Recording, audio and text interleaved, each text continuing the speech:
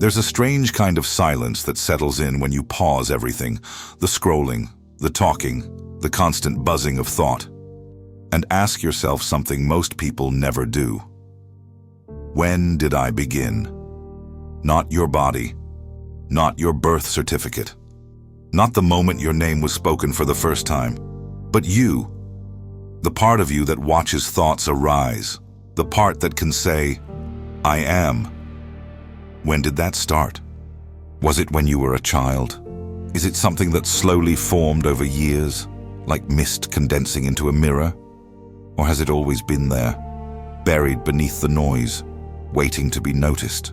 We talk about consciousness like it's this background feature of being human. It's the water we swim in, the lens we look through, the very thing that makes questions possible. But we rarely turn it around to look at itself. We rarely ask, what is this awareness? Where did it come from? And perhaps more unsettling, was there ever a time it didn't exist? Because somewhere in our distant past, before language, before memory, before the stories we carved into cave walls, there were humans just like us in body. But were they like us in mind? Did they see the world, or did they see themselves seeing the world? That's the difference, isn't it? Between a creature reacting to a sound and a creature wondering, did I just hear that? What does that mean for me? There's a theory that consciousness didn't emerge all at once, but in layers. First came feeling, then attention, then memory, then finally something strange, something recursive, the brain becoming aware of its own processes, a kind of loop that folds inward and says, I am here. And once that happened, everything changed. From survival to storytelling, from instinct to introspection, from existence to experience. But can you imagine what it must have been like for the first human to feel it? To not just sense the world, but to become aware of being in it. Was it terrifying? Beautiful? Did they even have words to describe it? Did it arrive gradually or like a thunderclap? And how would we ever know? That's the strange part about consciousness. It's the only thing we can be sure of, yet the hardest thing to explain. We can't observe it directly. We can't point at it under a microscope, and we definitely can't travel back in time to witness the moment it began. But maybe we can trace it, not through fossils or bones, but through patterns, through the way animals behave, the way children develop, the way myths are told, the way a single voice in your head says, this is me, this is my life, and most importantly, the way that voice changes when we ask it where it came from. Because the story of consciousness isn't just a story of biology or evolution. It's a story of being, of how a universe that was once silent and blind suddenly opened its eyes and saw itself. And somewhere in that process, you were born. Not just as a body or a brain, but as an awareness that knows it exists, that can remember, imagine, choose, that can suffer and love and ask the most haunting question of all, when did I begin?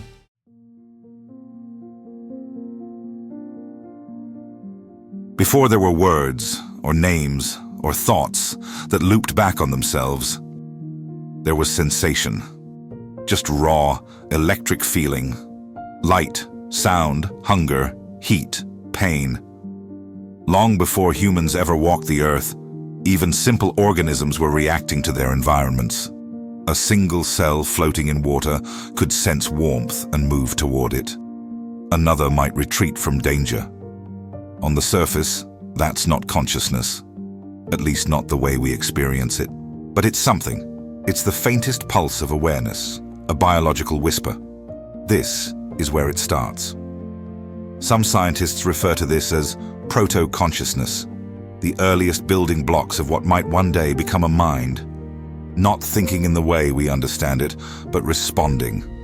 Being alive to the world, not in it like a rock or a river. And even that faint flicker matters, because it lays a foundation. You can think of consciousness like a symphony that took billions of years to compose. The first notes were simple, a flash of light, a chemical signal, a twitch. But over time, through the slow churning of evolution, those signals became more complex. Organisms developed senses, nervous systems, brains, layers upon layers of input and response. And somewhere along the line, those systems began doing something strange. They started tracking themselves. Not just reacting, but learning, anticipating, remembering. Picture a fish darting through murky water, sensing ripples, remembering where danger once came from. A bird choosing the safest path through a forest, not just by instinct, but from accumulated knowledge. These are not random reflexes, they're glimpses of awareness. Still, it's not quite I think, therefore I am. It's more like I feel, I want, I fear. That's important, because before you can have consciousness, you need a self to have it. Not a philosophical self, not yet, but a basic organismic self, a structure that can register what's good, what's bad, what helps it survive. Evolution favors that kind of awareness. The more an animal can monitor its own needs and environment, the better chance it has to survive long enough to pass on its genes. So over time, creatures began to not only react to the world, they started building internal models of it. Maps, expectations, inner simulations of cause and effect. And these models got more and more detailed. Then came the leap. It's one thing to model the outside world. It's another to model yourself in it. That's the spark. Think of it like a mirror being held up inside the mind. Not just sensing something is near me, but I am here, and that thing is near me. That shift, subtle as it may seem, is the beginning of self-awareness. And it likely didn't start with humans. Many animals seem to show signs of it. Elephants mourning their dead, dolphins calling each other by name, crows using tools, solving puzzles, remembering human faces. But here's the twist. Just because a brain can form an internal model doesn't mean it knows it's doing it. Just because a creature can anticipate pain or pleasure doesn't mean it can say, I am afraid. Somewhere between instinct and identity, between feeling and reflection, something emerged that wasn't entirely explainable by simple survival. That emergence didn't happen overnight. It was likely gradual, stretched out over millions of years, small changes in brain architecture, in memory, in emotional depth, in attention. Think about the neocortex, the outermost layer of the human brain. It handles higher-order thinking, language, abstraction. It's huge compared to other animals, but it didn't come out of nowhere. It's built on top of older systems, like the limbic brain, which controls emotion and motivation. And beneath that, the reptilian brainstem, concerned only with survival. It's as if evolution kept stacking software updates on older hardware. And with each new layer, the capacity for consciousness deepened. At some point, that stack reached a critical threshold. Thoughts began to reflect on other thoughts. Memories began to chain together into stories. Feelings developed shades, jealousy, hope, regret. And perhaps, for the first time, something inside a living creature paused and asked, not just, what is this? But what am I? That's the biological origin of the I. But that's not the end of the story, because even if the biological structure was there, it would take something more to turn it into the kind of reflective, inwardly complex awareness we experience today. It would take culture, language, expression, and maybe something else entirely. Still, it's humbling to remember that the consciousness you're using right now, to listen, to wonder, to question, isn't something entirely separate from the animal kingdom. It's not magic. It's not a switch that flipped one day and turned on the lights. It's the result of billions of years of small, accumulating steps. And somewhere along that journey, you happened.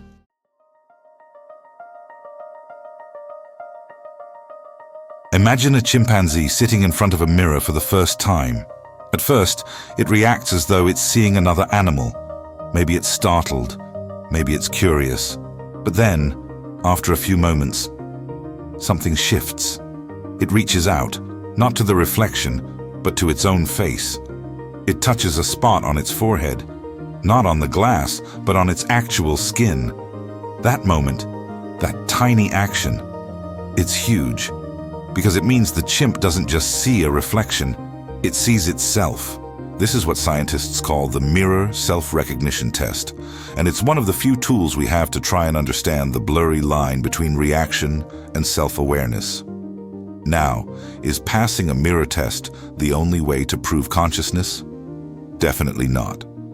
But it tells us something important, that there are creatures out there, beyond humans, who seem to have at least a glimmer of what we call the self. Dolphins pass it. Elephants too. Even some birds like magpies.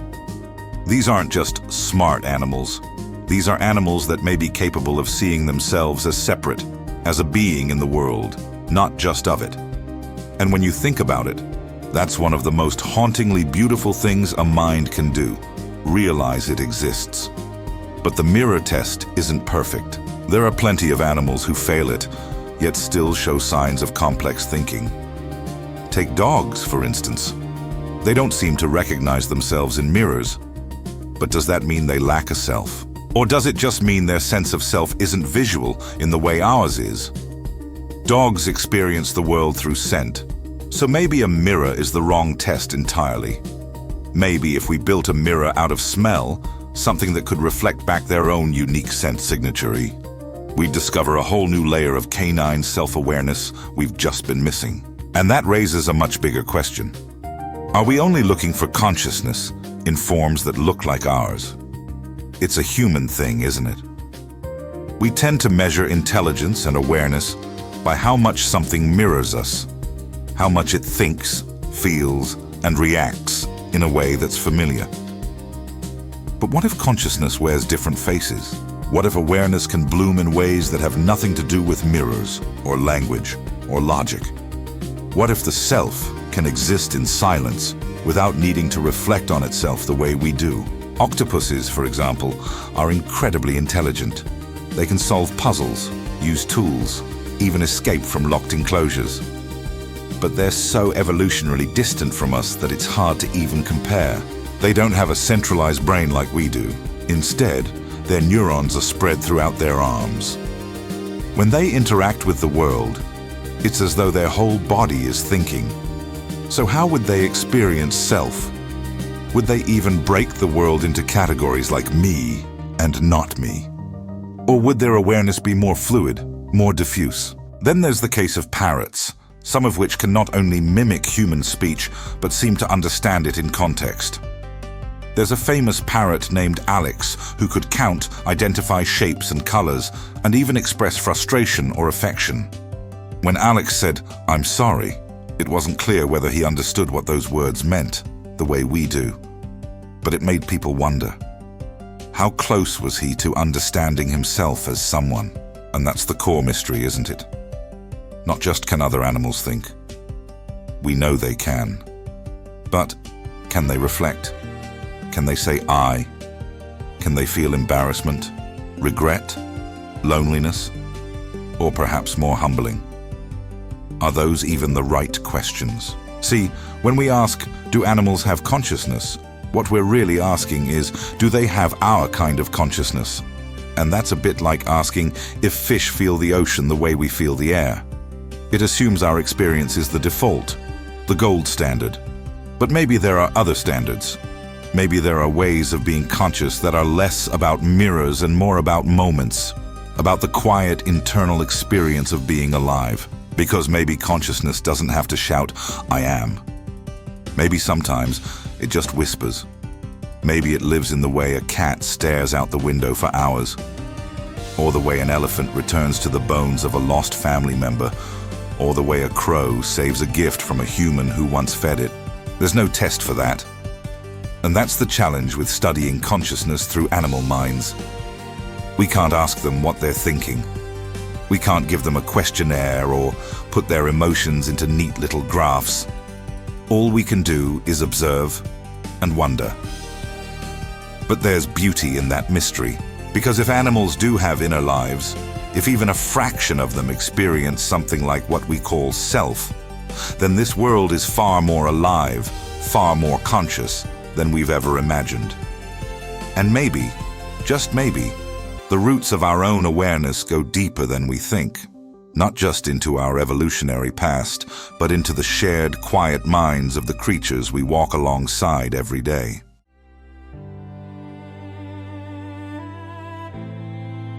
There's something weird about being human. You're not just here, experiencing life. You're aware that you're experiencing life. And then, somehow, you're aware that you're aware of it. It's like being in a room of mirrors that reflect back into themselves. Thought stacked on thought, feeling folded into feeling. This is the loop, the recursive turn. The moment thought becomes self-aware. And this strange loop is what separates human consciousness from the kind we suspect exists in other animals.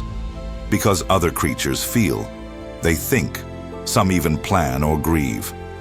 But humans, we write poems about it, we obsess over it, we build religions, philosophies, and science, all because we can't stop wondering, who am I? This kind of reflective awareness, this meta-consciousness, doesn't seem to be automatic even for us. It takes time to develop.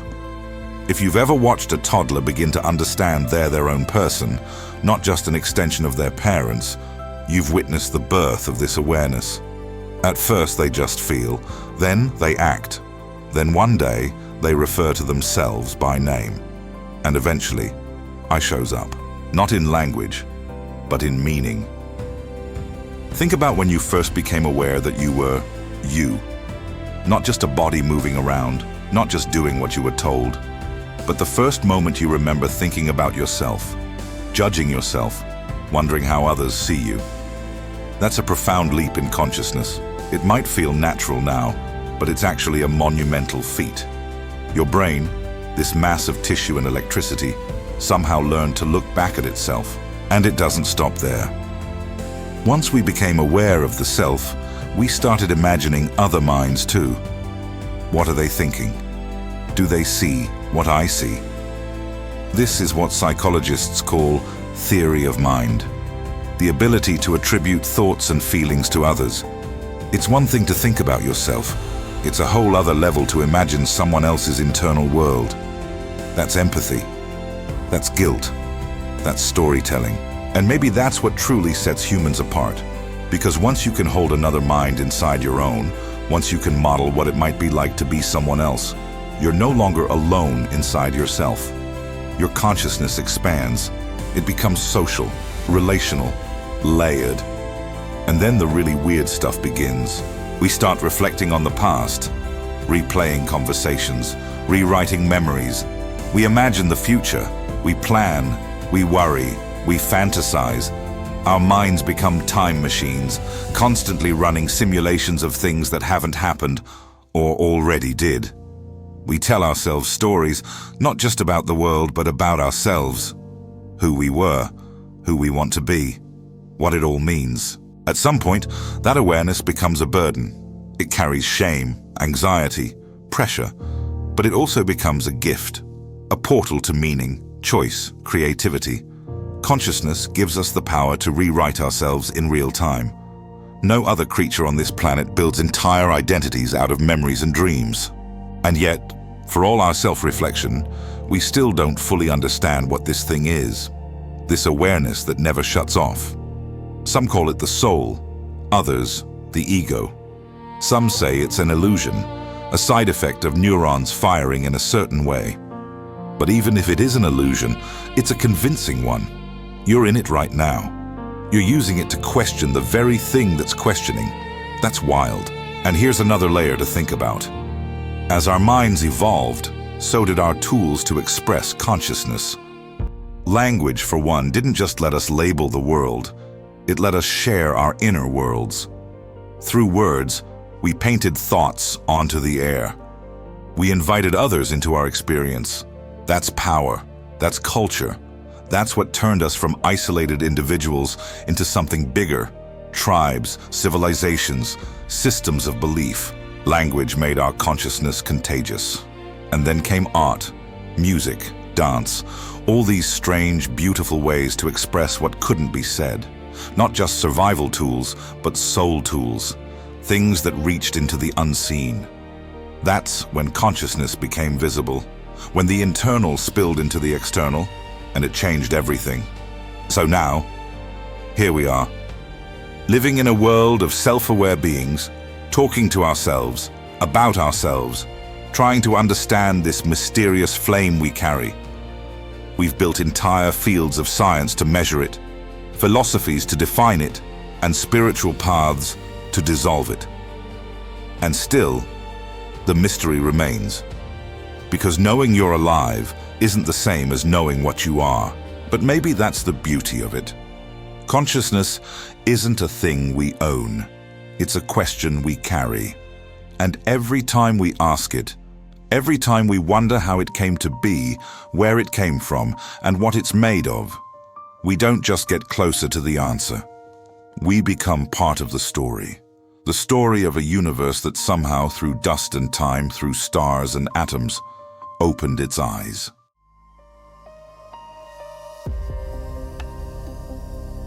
Let's say you're sitting at a cafe, sipping your coffee, and someone walks by who looks just like you.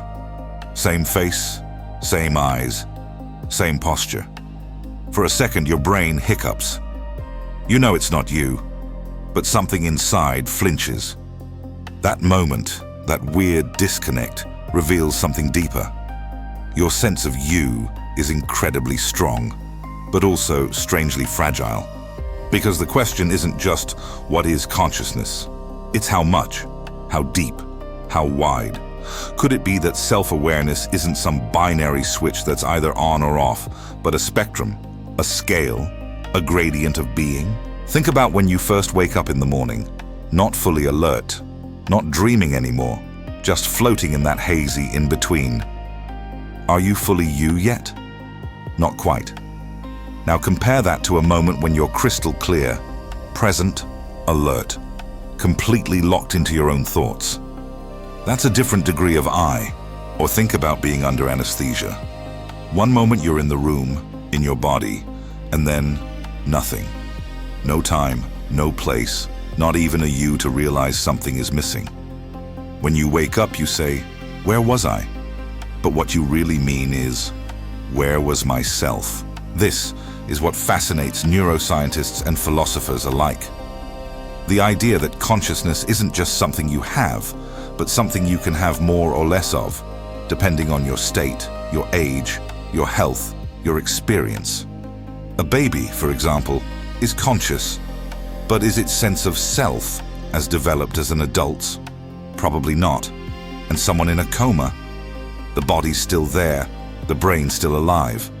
But where's the I? Even in everyday life, we move between levels. When you're lost in a movie, or deep in a creative flow, or dancing without thinking, your awareness of yourself fades into the background. And then, sometimes, it rushes back all at once, in a moment of embarrassment, or pain, or sudden realization. It's like the volume knob on the self got cranked up. But what if this scale doesn't stop with humans? What if there are degrees of self-awareness in everything? From the simplest forms of life, all the way up through the animal kingdom and into us. A rising tide of consciousness, building complexity step by step. A jellyfish floats through the sea. It reacts to stimuli, light, pressure, danger. Does it have a self? Probably not, at least not one that looks like ours. But maybe it has the earliest hint of awareness, a flicker, an orientation. Then you move up, insects, reptiles, mammals. As brains grow, so do behaviors, memory, learning, even emotion. A dog doesn't pass the mirror test, but it knows its name. It misses you. It can dream. Isn't that a kind of self? And then there's us, writing books about ourselves, creating characters that represent our inner struggles, building AI to simulate thought, holding conversations like this one, trying to catch the ghost in the machine. But here's the kicker. What if consciousness keeps going? What if it doesn't end with us? Some thinkers believe that collectives can become conscious, That groups of people, cultures, cities, even the internet, might someday pass a kind of mirror test of their own. That once systems get complex enough, they might start asking the same question we do. Who am I? It sounds wild. But then again, so did the idea that stars were suns, or that invisible germs could kill, or that a lump of tissue inside your skull could feel love, fear, or wonder. Every era has its limits of imagination. Maybe we're brushing against ours now, because when we talk about degrees of I, we're also asking, what's the future of self-awareness? Could there be more refined versions of it? Could an AI ever develop an I? Could a future species look back on our kind and say they were just waking up? What if consciousness isn't a destination, but an unfolding? And that brings us full circle to the strangest part of all. You're not the same you were 10 years ago. Not mentally, not emotionally, not even biologically. Your memories fade, your beliefs shift, your cells regenerate, and yet, you're still you, right? So what exactly are you holding on to? Is the I a constant, or just a story we keep telling ourselves? A song that keeps playing even as the instruments change? Some days, you feel like a coherent person. Other days, you're a swirl of thoughts, emotions, and contradictions. And yet behind it all, something watches, something experiences, something says, "This is me." Maybe that's all the self really is. A center of gravity for experience. Not a thing, but a process. Not a noun, but a verb. Something the brain does over and over, creating the illusion of continuity. But illusion or not, it matters. It gives us meaning. It lets us grow, connect, reflect. The I may not be fixed, but it's real enough to change your life. So the question isn't just what the self is, or even when it began. The deeper question is this: what are you going to do with yours?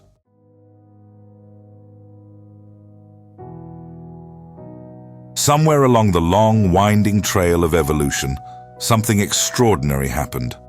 Amid the patterns of instinct and reaction, amid hunger, mating, and survival, something looked back. Something turned inward.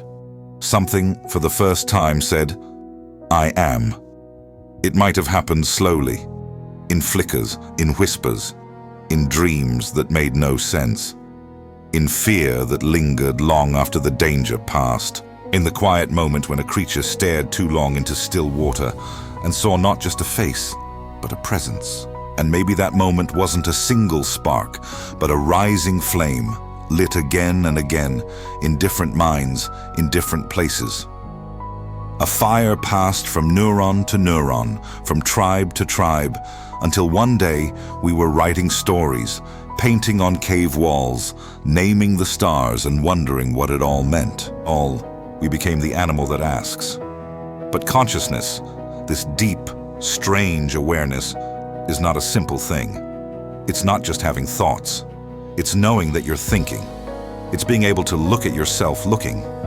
That's a loop no mirror can show you. Only your mind can hold that kind of infinite reflection. And it's fragile, isn't it? You can lose it in sleep, in injury, in illness. You can feel it slip away in grief, in trauma, in moments when you no longer feel like yourself. But then, in music, in memory, in sudden joy, it returns. And suddenly, there you are again, whole, real, you. Maybe that's the greatest mystery of all. Not just that we exist, but that we experience our existence. That the universe, in its vast and silent unfolding, found a way to know itself. Through you. You are a question wrapped in skin. A puzzle solving itself.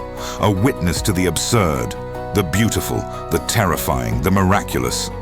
And maybe that's why we keep searching for the beginning of consciousness. Not just in biology, not just in evolution, but in our own lives. Maybe we want to know where the I began, so we can understand where it's going. Because let's be honest, we don't have all the answers. We still don't fully understand what consciousness is. We don't know how it emerges from neurons. We don't know if it exists in animals the same way. We don't know if AI will ever replicate it, or if it already has. We don't even know how our own self-awareness changes day to day. But maybe that's okay. Maybe the gift of consciousness isn't about having certainty. It's about being able to wonder, to feel awe, to connect, to create, to love, to suffer, to change, to look at your reflection, not in the mirror, but in another person's eyes, and feel something stir that has no name. The I is not a destination. It's a path, a story, a living question, and you are writing it every second you're alive.